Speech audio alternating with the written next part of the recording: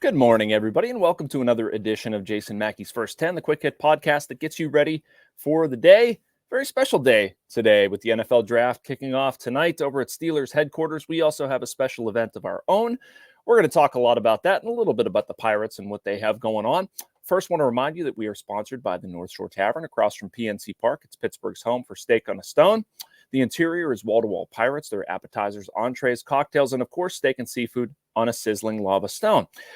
This event is fun, crazy, makes me think about the bigger picture of it a lot, meaning the NFL draft, of course, and all of the stuff that is poured into it. Have you ever thought about the number of mock drafts that exist, how much changes without games being played or even combine workouts or all the stuff that we're scrutinizing? And it all comes to a head over about 3 hours, something like that tonight.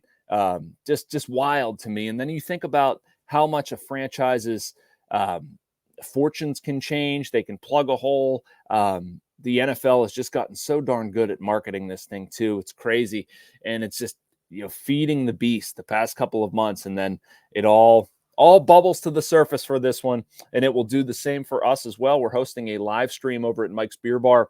It'll be me, Chris Carter, Brian Batko, and Adam Bittner talking all things Steelers. Brian will be over at the Steelers facility, which I go to. I'm kind of splitting my time, starting at Mike's and then driving over to the South Side. Always a fun event. If you've never heard about how this exists on the South Side, it's you say you're covering the draft. You're not actually going to the draft. You're just going to the practice facility, and we're all kind of huddled in a room. They'll bring in Mike Tomlin and Omar Khan late tonight. First-round pick will be available on a conference call. First-round pick shows up the next day for an in-person press conference. The Steelers will take him out and kind of show him the city, that sort of deal. Second and third-round picks, they'll be available via conference call. They'll start bringing in position coaches and that sort of thing, and that'll exist over the final 2 days. And it's just, it's a whole bunch of availability, players, writing, availability, players, writing. It's a fun cycle, but you see a team just change shape so much. And so, okay, Steelers wise, how would we want them to change shape? I've seen a lot of stuff about tackle. And to me, what I want them to do, what I think they should do, comes down to sort of want versus need. And you might want a tackle. I don't know if that's the need or the greater need. And at this point, you sort of have to prioritize things, right? If I look in the inside of their line, and I kind of wrote this earlier, but center to me is a much greater need, while tackle is a want.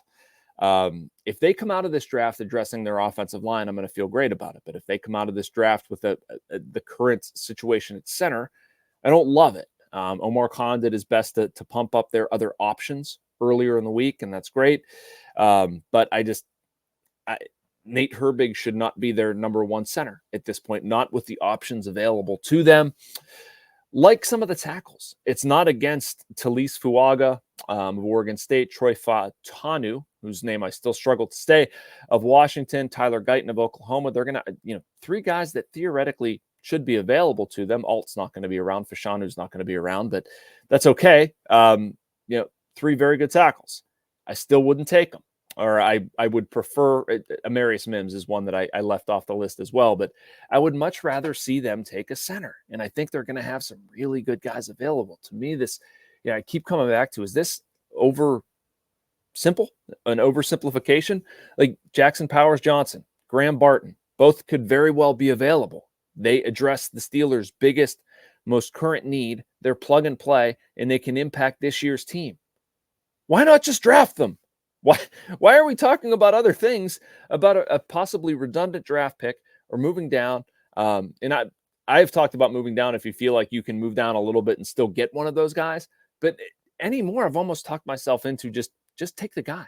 Just don't overcomplicate it. So that would be my pick. I saw Jerry Dulac wrote Graham Barton. That's fine. That's great if that's what happens. Powers Johnson would probably be my pick, but I'm really not going to quibble between the two of them, or West Virginia's Zach Frazier. I don't know if Frazier would make sense where the Steelers pick. Maybe that's a trade down scenario, or you trade up in the second round, but I don't know. We might just be overcomplicating things if it's Barton or Powers Johnson. Other areas that I'd like to see the Steelers address, cornerback is one. For sure. I think maybe not immediately. You have Dante Jackson this year. but maybe you get a guy you can play in the slot and then transition to outside corner next year. Max Melton from Rutgers seems to check that box for me. Somebody that you can maybe bring him along, not slowly, because you need an impact player in that spot, but somebody that it makes sense, somebody who's done that at the college level and then can transition outside in the pros. The other top 3 need I would have for the Steelers: wide receiver. I understand some of what they've done this offseason to address that room opposite George Pickens, but I don't think they're done. They can't be done. Certainly like to see them get more there. I'm intrigued, believe I've said this earlier, by Malachi Corley from Western Kentucky. Somebody, see him comped to like a Deebo Samuel, Brandon Ayuk. Not a big believer in comps, but if that's your thing, yards after the catch, work over the middle, some stuff that Pickens maybe doesn't do as much, I like that as a complimentary option. And man, those 2 as your top 2. I'd like to see where that goes. So we'll see what happens. Again, that starts at 8:00. Steelers pick what? 7 or 10? Yeah, 7:30. 10:30, something like that. I'll be over at the facility by then talking to you there. But want to wrap up with a little bit of Pirates talk. It's getting warmer with Paul Skenes. I feel like that's the biggest storyline with this team right now. When are we going to see Paul Skenes? I don't think we're far off at all. Stuff I've been hearing is the beginning of May. Yeah, I think if you can extrapolate his starts out, I've heard May 4th and May 10th as ones that make sense. And I'd probably skew toward the May 10 one just because of how they've been bringing him along. They've certainly been, cautious, maybe to a fault. And I hear a lot of pushback on the Skenes stuff. They're manipulating service time, or they're trying to be cheap, or this, that, and the other. No. I mean, what they're trying to do is be cautious. And whether they're right or wrong, I don't think anybody knows. I believe Ben Cherington talked about this on his radio show, but everybody is overly scared, worried, whatever, about pitcher arm injuries. And I don't think this is any perfect scenario for Paul Skenes, but basically you tamp down his innings at the beginning of the year. You theoretically should preserve them for later in the year. And you're proceeding with caution for a young arm that's obviously hugely important to the organization. So it's not perfect, but it's something. I really don't have a problem with what they're doing. That being said, they're kind of bobbing along.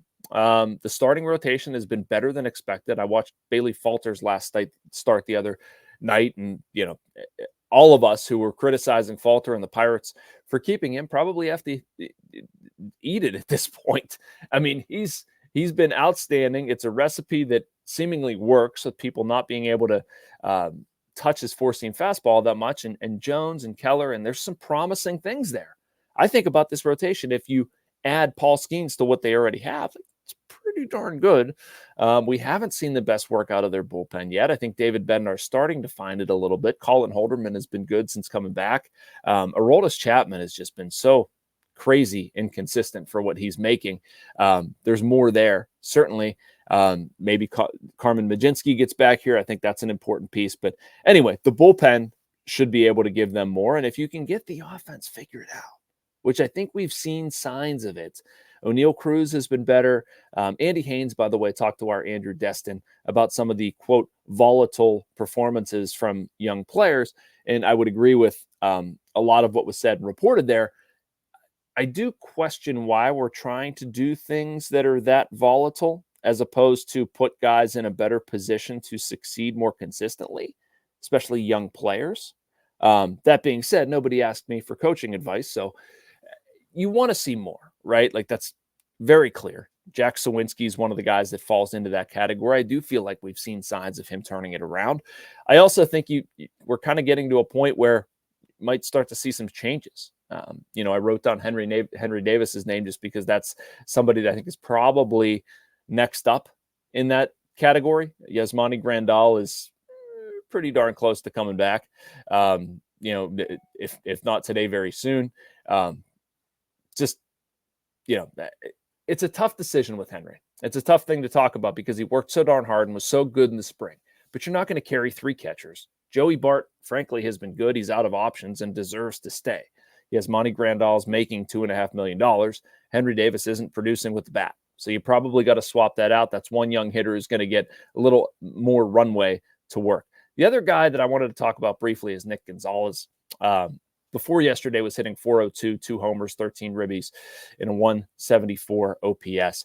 Curious, at what point do you go back to Gonzales? Alika Williams sits on the bench a lot. Nothing against Alika. I think you'd probably just send him down at this point to play.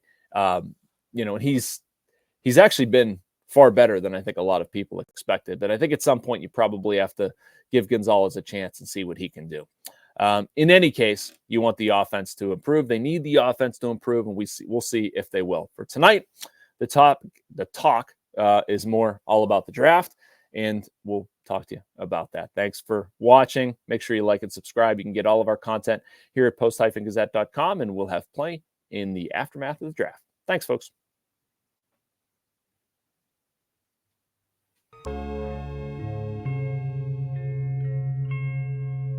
Thank you for checking out this content from Post-Gazette Sports. If you watch this video on YouTube, please like the video and subscribe to our channel. For all of the sports coverage the Post-Gazette has to offer, visit post-gazette.com.